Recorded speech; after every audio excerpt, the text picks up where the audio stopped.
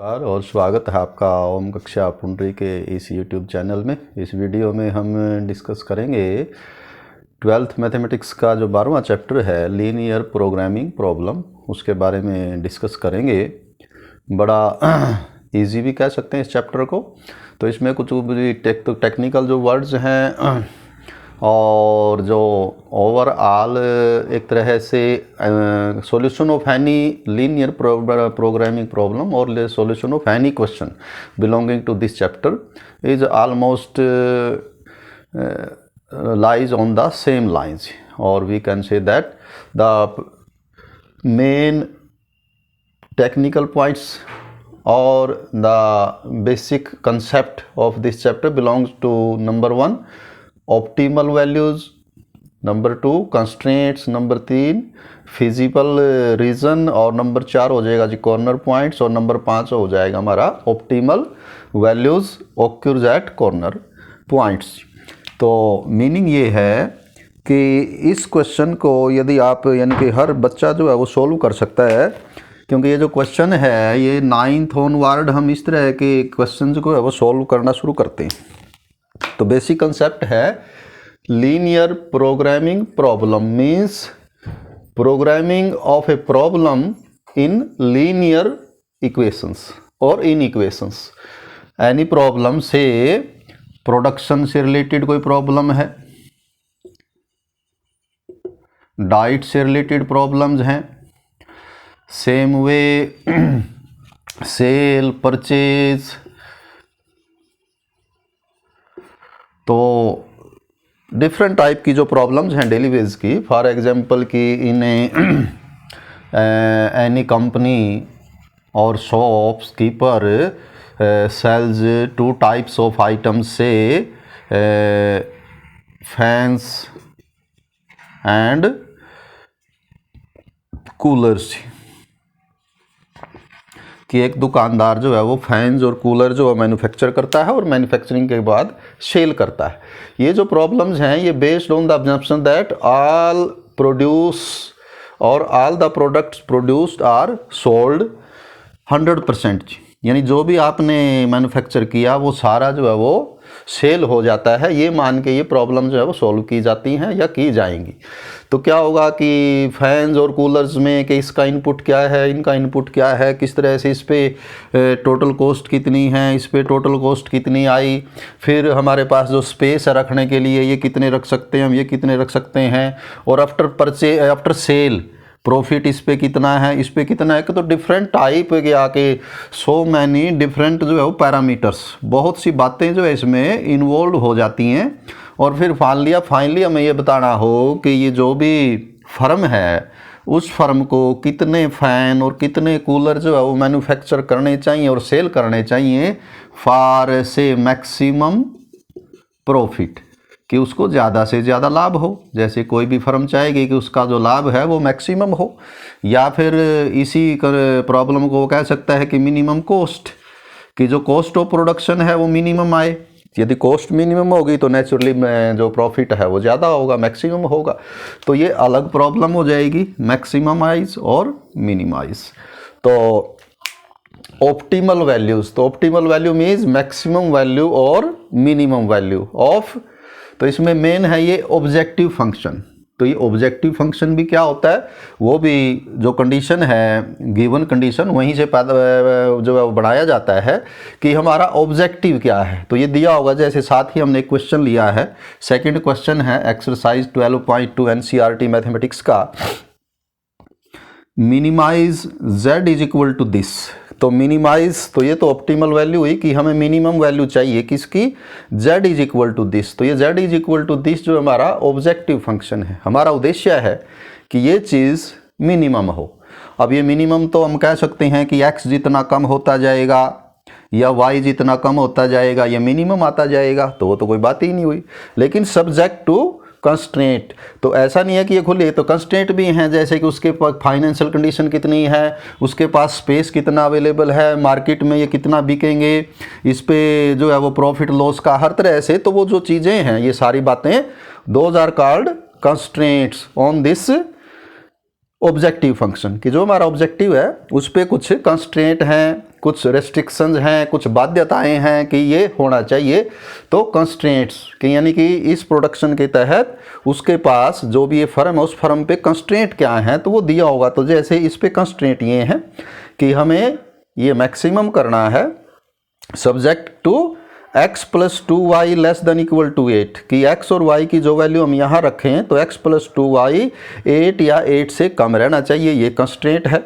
3x plus 2y 12 या 12 से कम रहना चाहिए और जो x की वैल्यू है वो ग्रेटर देन इक्वल टू 0 हो और y की वैल्यू भी ग्रेटर देन इक्वल टू 0 हो, यानी in all we have 4 constraints. तो ये 4 कंस्ट्रेंट्स हों, इनको ध्यान में रखते हुए यानी कि ये भी लागू है तो ये चीज़ कहाँ पर मिनिमम होगी ये हमें बताना है। तो ये हमारी एक लीनियर प्रोग्रामिंग प्रॉब्लम है। इस लीनियर प्रोग्रामिंग प्रॉब्लम में ऑब्जेक्टिव फंक्शन है ये कि हमारा ये ऑब्जेक्टिव है कि हमें इसको मिनिमम करना है।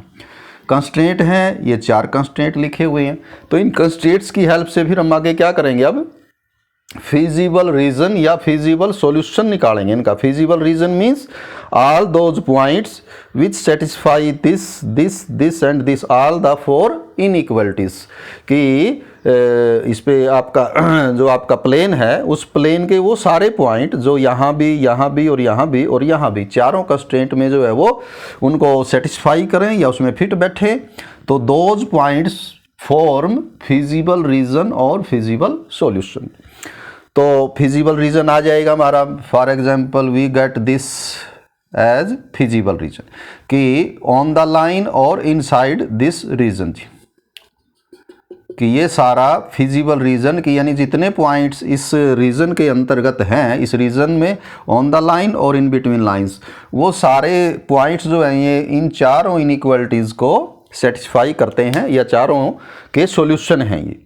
तो हमारा उद्देश्य क्या है, हमारा जो ऑब्जेक्टिव है कि हमें इसको मिनिमम करना है। अब मिनिमम क्या होगा कि इसमें तो इनफाइनाइट पॉइंट हैं, तो इन सारे इनफाइनाइट पॉइंट पे यानी हमें इस रीजन में जितने पॉइंट हैं ऑन द लाइन भी इसमें इंक्लूड हैं उनके ऊपर ही इसकी वैल्यू मिनिमम बतानी है। अब ये इतने सारे पॉइंट हैं, इनफाइनाइट पॉइंट है, सब पे वैल्यू कैसे निकालेंगे। तो एक अलग थ्योरम है कि in any convex region the optimal value will occur at corner points कि जो ऑप्टिमल वैल्यू है वो चाहे मैक्सिमम की बात करें चाहे मिनिमम की बात करें वो इन बिटवीन तो मिडविल वैल्यू आएगी। जो मिनिमम वैल्यू है और मैक्सिमम वैल्यू है ये कॉर्नर्स पे ही आएगी। तो इसलिए हम सभी पॉइंट्स पे वैल्यू ना कैलकुलेट करके कॉर्नर्स पे वैल्यू कैलकुलेट कर लेंगे। और यदि हमें मिनिमम वैल्यू चाहिए तो जिस कॉर्नर पे वो मिनिमम है तो वो हमारा मिनिमाइजेशन का सोल्यूशन हो जाएगा, और यदि मैक्सिमम का है तो जिस भी कॉर्नर पॉइंट पे ऑब्जेक्टिव फंक्शन की वैल्यू मैक्सिमम आती है तो वो मैक्सिमाइजेशन का हो जाएगा। तो इसलिए ऑप्टिमल में दोनों ही आ जाते हैं, मैक्सिमाइजेशन और मिनिमाइजेशन। मैक्सिमम निकालना है तो भी मिनिमम निकालना है। तो कुल मिला के ये जो प्रॉब्लम आएगी LPP, इसका क्वेश्चन जो है वो आपका बड़ा क्वेश्चन ही आता है मैक्सिमम मार्क्स वाला। तो वो जो क्वेश्चन है उसके कोई भी क्वेश्चन हो, हर क्वेश्चन में एक ऑब्जेक्टिव होगा, ऑब्जेक्टिव फंक्शन की हमें ये चीज़ मिनिमम या मैक्सिमम करनी है। फिर उस ऑब्जेक्टिव फंक्शन पे कंस्ट्रेंट्स होंगे, कंस्ट्रेंट से हम उसका फिजिबल रीजन या फिजिबल सॉल्यूशन निकालेंगे, और फिजिबल रीजन या सॉल्यूशन का जो रीजन के जो कॉर्नर पॉइंट्स आएंगे उन कॉर्नर पॉइंट्स पे हम वैल्यूज़ निकाल लेंगे अपने इस ऑब्जेक्टिव फंक्शन की। तो वहाँ से हमारी मैक्सिमम या मिनिमम वैल्यूज जो हैं वो आ जाएंगी। तो अब हम करते हैं ये क्वेश्चन सेकंड कि इसका फिजिबल रीजन कैसे निकाला जाए। तो ये फिजिबल रीजन निकालने का जो एक प्रोसेस है वो ऑलमोस्ट वही है कि जो आप 9th ऑनवर्ड जो है वो लीनियर इक्वेशंस का सॉल्यूशन जो है वो करते हैं। पहले इक्वेशन करते हैं, फिर आप 11th में जो है वो इन इक्वेशन के करते हैं। तो यहाँ ये इनइक्वालिटीज़ हैं, तो हम बाई एक एक का सॉल्यूशन सबसे पहले स्टार्ट करेंगे हम फ्रॉम फर्स्ट इनइक्वालिटीज लिखेंगे। कोरस्पॉन्डिंग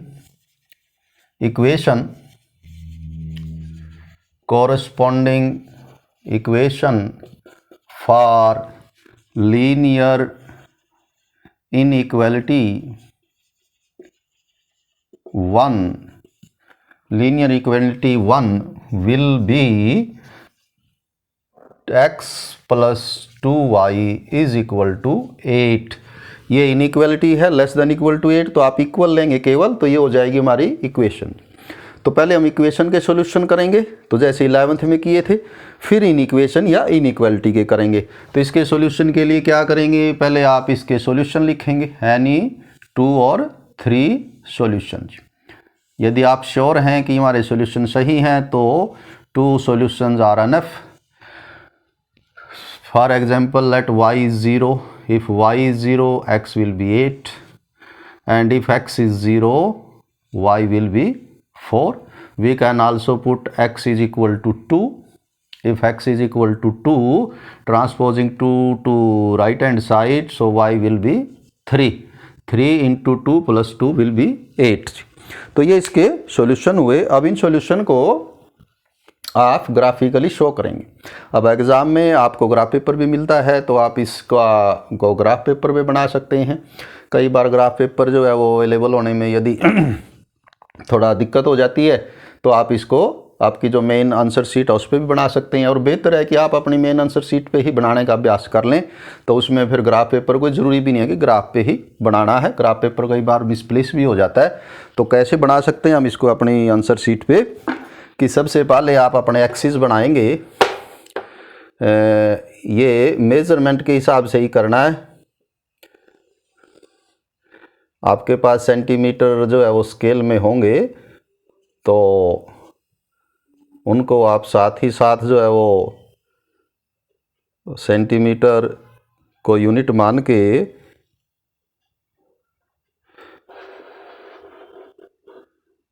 एक्स एक्सिस और वाई एक्सिस जो है वो कंस्ट्रक्ट कर लेंगे। 1 2 3 4 वगैरह जो है सभी उस पर ले लेंगे। तो इसमें फिर आपको ये फ़ायदा रहेगा कि यदि ग्राफ पेपर अवेलेबल नहीं होता है या ग्राफ पेपर में आपका टाइम तो बचेगा पर उसमें वही मिसप्लेस के होने के कई बार चांसेस रहते हैं, तो आप बेहतर है कि आपकी जो आंसर शीट अवेलेबल करवाई गई है आंसर शीट पे ही बना दें। तो उसमें मार्क्स आपको फुल ही मिलेंगे 1 2 3 4 5 6 7 8, तो मैक्सिमम हमारा 80 है। तो नेगेटिव नंबर या नेगेटिव साइड में एलपीपी की जो आपकी प्रॉब्लम है उसमें कोई बहुत ज़्यादा हमें वैल्यूज़ कम ही उसमें ज़रूरत पड़ेगी, क्योंकि सॉल्यूशन तो हमारा फर्स्ट क्वाड्रेंट में ही आना है इनका। जब ये कह देता है x greater than 0 y greater than 0, तो x greater than 0 to the right side, y greater than 0 upward. So solution will lie in first quadrant only.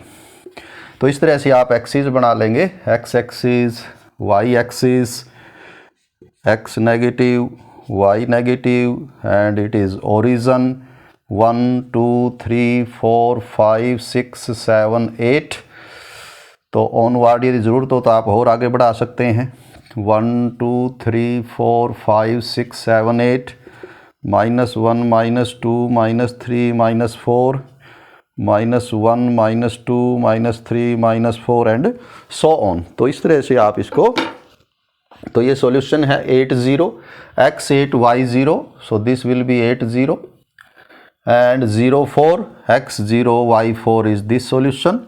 तो ये दो सॉल्यूशन हमने जो है वो शो किए हैं। ये है आपका 80 और ये है जी 0 4। तो इन दो सॉल्यूशन से तीसरा सॉल्यूशन इन बिटवीन ही आएगा, ऑन द लाइन ही आएगा। तो आप अपना स्केल से जो है ये ड्रा कर देंगे solution line.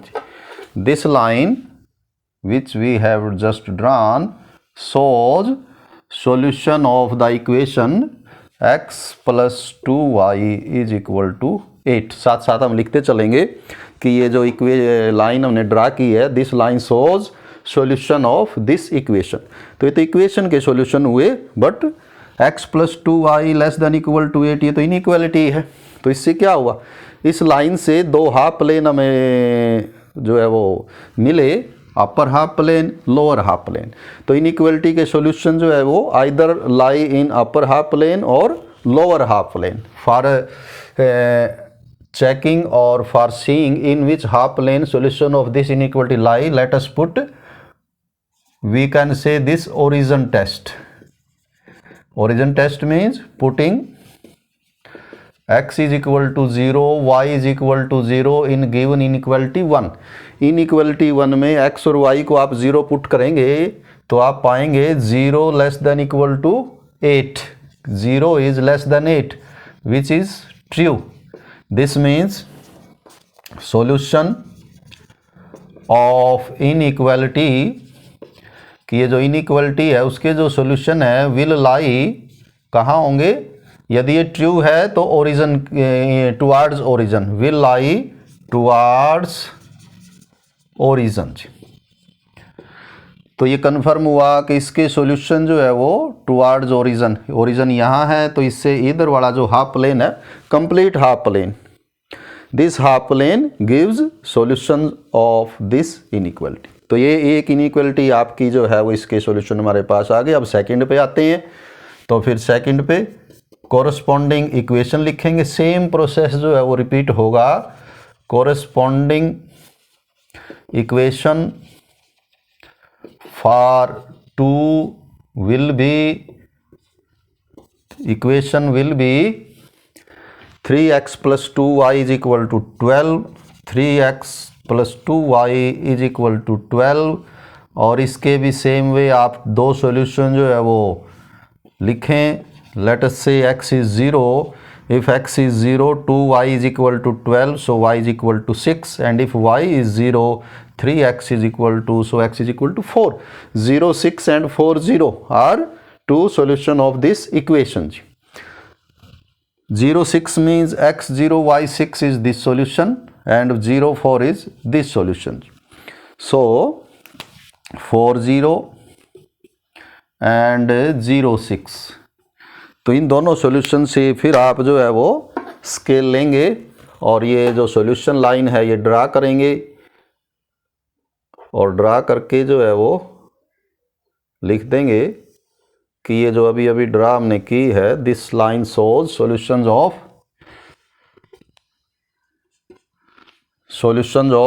3x plus 2y is equal to 12। अब आ गया, इससे भी हाफ प्लेन हुए। ये आपकी सॉल्यूशन लाइन इक्वेशन की आई, upper half plane, lower half plane. By origin test putting x is equal to 0, y is equal to 0 in 2, we get 0, 0 less than 12 means 0 is less than equal to 12, which is again true. So solution lies towards origin. Solution of 2 lie towards origin. तो ये भी हुआ कि इसके जो solution है second के, इसके भी ओरिजिन मींस दिस साइड, इस साइड हुआ। तो ये हमारा सेकंड इनइक्वालिटी के भी जो सॉल्यूशन रीजन है वो हमें कंफर्म हुआ कि इधर है। अब आ जाते हैं third page. Third is x greater than equal to 0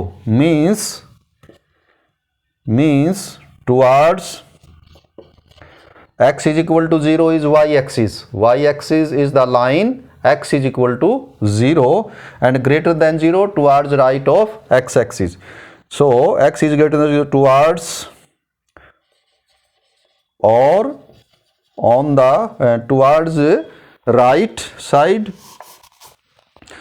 towards right side or on the y-axis। Means जो वाई एक्सिस है इसके ऊपर हो सकता है और इससे राइट साइड, तो इससे आपको इस साइड में जो है वो रहना है। और जो फोर्थ इनइक्वेशन है या फोर्थ कंस्ट्रेंट है, fourth y greater than equal to 0, y greater than 0 means above x axis और on the axis. This line is y is equal to 0 and y greater than 0 is upward। तो इससे आपको ऊपर रहना है। तो क्या हुआ, ये जो सॉल्यूशन लाइन थी फर्स्ट इक्वेशन की, इससे इधर जो है वो होना चाहिए सॉल्यूशन, यानी कि इसके इक्वेशन सॉल्यूशन इधर हैं, इसके सॉल्यूशन इससे इधर हैं, जो थर्ड इक्वेशन है उसके सॉल्यूशन इधर है और फोर्थ के इधर है, means we get this region. तो हर एक क्वेश्चन में इसी तरह से फाइनली आपको पास एक रीजन आ जाएगा, that region is called feasible region और feasible solution of the constraints, कि जो कंस्ट्रेंट गिवन है उनके जो सॉल्यूशन है, तो ये फिजिबल रीजन हुआ। इस फिजिबल रीजन में इसको आप नाम रख सकते हैं, ये तो आपका ओरिजिन है ही ओ, ये पॉइंट हुआ से ए, ये पॉइंट हुआ बी और ये हुआ आपका C04। सो वी गेट, तो इस तरह से जब आप करेंगे हर एक क्वेश्चन में, कोई भी क्वेश्चन हो हर क्वेश्चन ऐसा ही होगा, तो फिर आपको मिल जाएगा वी गेट फिजिबल रीजन, ये feasible solution, we get feasible region OABC with, इनके कोऑर्डिनेट्स हम ले लेंगे, O तो ओरिजिन है, A means A is 40, B we do not have coordinates of B, we will just calculate this, and C is 0,4। तो ये जो coordinates हैं पॉइंट्स के, आपके कॉर्नर पॉइंट्स के, corner points of feasible region, ये बड़े इंपॉर्टेंट है क्योंकि हमारा जो अल्टीमेट सॉल्यूशन है वो इन्हीं पे डिपेंड करेगा, इन्हीं में से आएगा। अब रह जाता है हमारा, ये तो क्लियर थे ये तीन जो कॉर्नर पॉइंट्स हैं, लेकिन बी कैसे आएगा, तो जब इसमें हर क्वेश्चन में एक आध ऐसा हमारा आएगा कि तो वो कैसे कैलकुलेट करें। यदि ग्राफ पे आप बनाएंगे तो ग्राफ पे आपको इस तरह से जो लाइंस होंगी उससे आ जाएगा ये कि बी क्या है, लेकिन जैसे अभी हम कैसे करें बी को, तो solve the two equation intersecting at that point, कि उस पॉइंट पे जो दो लाइनें इंटरसेक्ट करती हैं, एक लाइन ये है means 3x + 2y is equal to 12, एक लाइन तो ये, सेकंड लाइन ये है जो यहाँ इंटरसेक्ट करती है x + 2y is equal to 8। तो आप इन दोनों को सॉल्व कर लें, because it is intersecting point of these two lines, so this point will be solution of these two linear equation or system of this linear equation। तो आप solve करेंगे, minus minus minus 2y cancels, 2x is equal to 4, so x is equal to 2, and if x is equal to 2 y will be 3। तो ये आप rough में solve कर सकते हैं, इसको आपको करके दिखाने की ज़रूरत नहीं है, लेकिन आप उन इक्वेशंस को सोल्व कर लेंगे साथ में, तो ये पॉइंट आ जाएगा B23। अब कंक्लूजन क्या हुआ कि ये जो हमारा ऑब्जेक्टिव है कि इस चीज़ को हमें मिनिमम करना है और ये कंस्ट्रेंट है, तो कंस्ट्रेंट जो है वो इस रीजन में और ऑन द लाइन भी शामिल है इसमें, इसी में हमें काम करना है या इन पॉइंट्स पे ही होगा, यहाँ से ये जितना रीजन है। और अभी अभी हमने कॉर्नर पॉइंट थ्योरम की थी कि वो जो मिनिमम या ऑप्टिमल जो वैल्यू है वो इन बिटवीन नहीं होगी, वो कॉर्नर्स पे ही होगी। तो ये 4 कॉर्नर हुए, लेकिन क्योंकि मिनिमा का सवाल है तो यदि आप ओरिजिन लेंगे, ओरिजिन मीन 0 0, तो यदि हम 0 0 रखेंगे ऑब्जेक्टिव फंक्शन में तो 0 वैल्यू आएगी, मीन्स कि ना कोई प्रोडक्शन हुआ, ना कोई सेल हुआ, ना कोई काम हुआ, तो वो प्रॉब्लम ही नहीं हुई मिनिमम एक इस केस में। तो मैक्सिमा के केस में जो है वो ये आपका ये वाले अपने आप ही अपर जो कॉर्नर पॉइंट्स हैं वो उसमें इन्वॉल्व होंगे, तो उसमें तो ये केस ही नहीं बनेगा। तो मिनिमम में आपको ओरिजिन पे यानी कि आप निकालते हैं, क्योंकि मिनिमम वैल्यू तो ओरिजिन पे ही आनी है, तो उसके कोई सेंस ही नहीं बनेगी, वो तो कोई प्रॉब्लम का सोल्यूशन ही नहीं हुआ। 0 0 means the firm has done nothing, कि ना कुछ सेल हुआ कोई किसी भी तरह की, वो तो प्रॉब्लम ही नहीं हुई। तो 4 कॉर्नर पॉइंट है O A B C और मिनिमा का सवाल है, तो हम A B C पे वैल्यू निकालते हैं, अपना ऑब्जेक्टिव है जो हमारा उद्देश्य तो हमारा यही था, मेन क्वेश्चन ही यही है, मिनिमाइज दिस। तो इसी के लिए हमने ये सारा कुछ किया है। तो अब बताएंगे हम इसकी मिनिमम वैल्यू कहाँ होगी। तो value of Z at A B and C, तो ये जो 3 पॉइंट्स आपके हैं ए बी सी, इन तीनों पे इसकी वैल्यूज आप कैलकुलेट कर लें, जहां मिनिमम होगी वही हमारा आंसर होगा। सबसे पहले ए है 4 0 4 0, सो -3 × 4 + 4 × 0 मीन्स -12।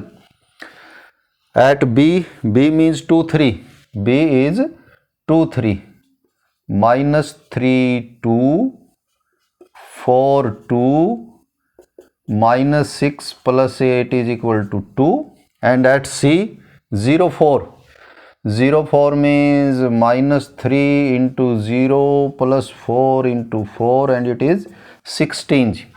तो ये वैल्यू जो आपकी वो 16 आई है, तो माइनस, और ये वैल्यू आपकी -3 × 2 + 4 × 3 जी, 4 × 3,